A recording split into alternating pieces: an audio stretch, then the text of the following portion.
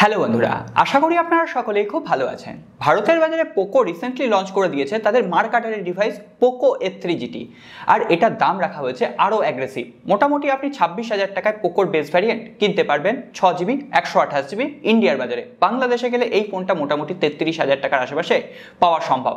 আর আমরা পোকোর কাছ থেকে প্রথমে ভেবেছিলাম বেস ভ্যারিয়েন্টের দাম যেহেতু কম রাখা হয়েছে, বেস ভ্যারিয়েন্ট হয়তো ফার্স্ট সেলে পাওয়াই যাবে না, কিন্তু না, পোকোকে অশেষ ধন্যবাদ, অনেকটা টাইম দিয়েছে বেস ভ্যারিয়েন্টের জন্য এটাকে প্রি বুক করার জন্য। আমরা প্রি বুক করে দিয়েছি, খুব তাড়াতাড়ি ফোনটার আনবক্সিং এবং রিভিউ আসছে। ভারতের বাজারে পোকো F3 GT আর OnePlus Nordকে নিয়ে না একদম আলোড়ন চলছে।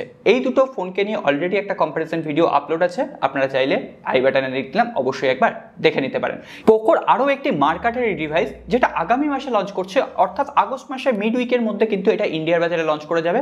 বাংলাদেশের বাজারেও আগস্ট মাসের শেষের দিকে আপনারা আনঅফিসিয়ালি অ্যাভেলেবেল পেয়ে যাবেন পোকো F3 GTর ছোট ভাই পোকো X3 GT। যারা আপনারা 30,000 টাকা খরচ করতে চাইছেন না, ভাবছেন 20,000 টাকার রেঞ্জে একটা বেস্ট গেমিং পারফরমেন্সওয়ালা ফোন কিনবেন, তাদের জন্য এই ফোনটা একটা ভালো চয়েস হতে পারে। অবশ্যই এই ফোনটাকে নিয়ে সমস্ত ডিটেলস আজকের এই ভিডিওতে তুলে ধরবো। আর যদি ভিডিওটা ভালো লেগে থাকে অবশ্যই লাইক করবেন, কমেন্ট করবেন, বন্ধুদের সাথে শেয়ার করবেন, আর নতুন বন্ধু হলে সাবস্ক্রাইব করে বেল আইকনটা অবশ্যই প্রেস করে রাখবেন। তাহলে চলুন শুরু করি। প্রথমে স্পেসিফিকেশনটা ছোট করে বলে দিই, তারপর দাম এবং লঞ্চ ডেট অবশ্যই ভিডিও শেষ প্রান্তে গিয়ে বলে দেবো, একটু ধৈর্য ধরে ওয়েট করুন। এই ফোনটায় থাকবে 6.6 inch full HD plus full view super AMOLED display. এখানেই শেষ নয়, তার সঙ্গে সঙ্গে 120 হার্টজের রিফ্রেশ রেট থাকছে, HDR10+ এর সাপোর্ট থাকছে। এছাড়াও এখানে ডিসপ্লে প্রোটেকশন হিসেবে কর্নিং গরিলা গ্লাস 5 নয়, একেবারে থাকছে ভিক্টাসের গ্লাস প্রোটেকশন, যেটা এখনো পর্যন্ত সব থেকে সেরা একটা গ্লাস প্রোটেকশন, এবং তাও আবার এই মিড বাজেট ফোনের ক্ষেত্রে। আমরা এই প্রোটেকশনটা পেয়েছিলাম স্যামসাং গ্যালাক্সি S21 আলট্রা। হ্যাঁ, এই ফোনটারও রিভিউ করেছিলাম অনেকদিন আগে, আই বাটনে লিংক দিলাম, অবশ্যই মিস করে গিয়ে থাকলে দেখে নেবেন। সেই ফোনটার যা গ্লাস প্রোটেকশন, এই মিড বাজেট ফোনটাতেও সেই একই গ্লাস প্রোটেকশন ইউজ করা হয়েছে। ব্যাক প্যানেলে গ্লাস বডি ডিজাইন, সেখানে রয়েছে কর্নিং গরিলা গ্লাস 5-এর প্রোটেকশন। এছাড়াও ডিজাইনটা আপনাদের কেমন লাগছে অবশ্যই কমেন্ট বক্সে লিখে জানান। এটা গেল ওভারঅল এই ফোনটার ডিসপ্লে এবং ডিজাইন। এছাড়াও গেমারদের জন্য থাকছে এই ডিসপ্লেতে 240 হার্টজের টাচ স্যাম্পলিং রেট। যারা হেভি গেমিং করেন তারা জানেন যে এই টাচ স্যাম্পলিং রেট কতটা ভালোভাবে কাজ করে। এছাড়াও যখন অ্যাপ্লিকেশনগুলো আপনি খুলবেন, টাচ স্যাম্পলিং রেট বেশি হলে এই অ্যাপ্লিকেশন ওপেনিং স্পিডও কিন্তু একটু বেড়ে যায়, মানে ওই ফিল হয় আর কি।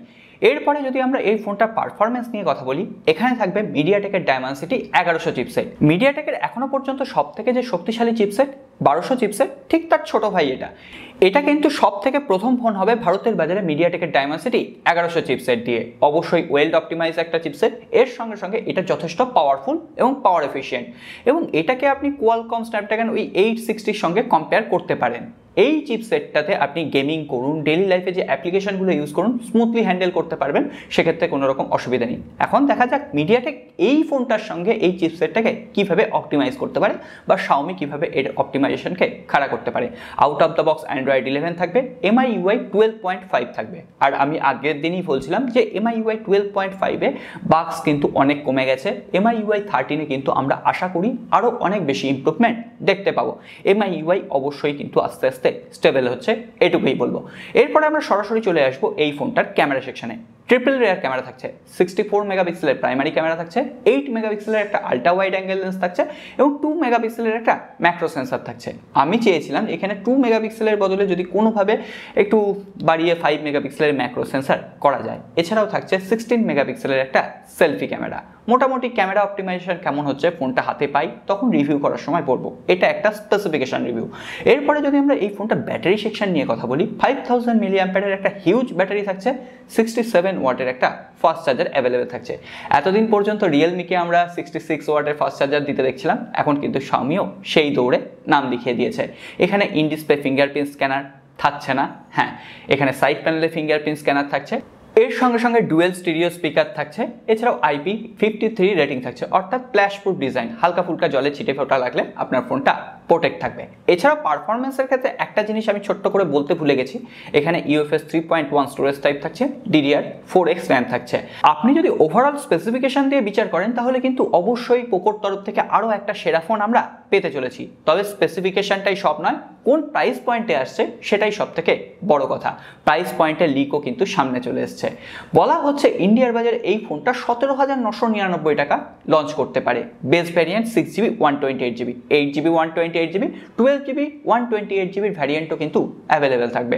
এবং এই প্রাইস পয়েন্টে সত্যিই যদি এটা ইন্ডিয়ার বাজারে লঞ্চ হয় তাহলে পোকোর তরফ থেকে আরও একটা ফাটাফাটি কাণ্ড হয়ে যাবে। পোকো X3 Pro আমরা দেখেছিলাম ফ্ল্যাগশিপ লেভেলের একটা প্রসেসর দিয়ে 17,000 টাকায় ফোনটা লঞ্চ করতে।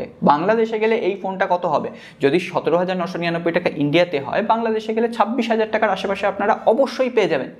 কিন্তু আমার মতে এই ফোনটা যদি এই দামে নাও আসে, 20,000 টাকার উপরে কিন্তু কখনোই যাবে না। সুতরাং আপনারা যারা 30,000 টাকা পোকো F3 GTর পেছনে খরচ করতে চাইছেন না, উল্টে একটা ভালো গেমিং ফোন কিনবেন বলে ভাবছেন, তাদের জন্য পোকো X3 GT কিন্তু একদম কামাল করা একটা অপশন হতে পারে। আমি নিজেও এই ফোনটার জন্য অপেক্ষা করছি, দেখা যাক এই ফোনটা কবে লঞ্চ করে। আগস্ট মাসের মিড উইকের মধ্যে এটা ইন্ডিয়ার বাজারে লঞ্চ করে যাচ্ছে, এটা একদম শিওর। সো আজকে আর কথা বাড়াচ্ছি না, আশা করছি ভিডিওটা ভালো লাগবে। যদি লেগে থাকে একটা লাইক করে দিন, রিকোয়েস্ট এটা।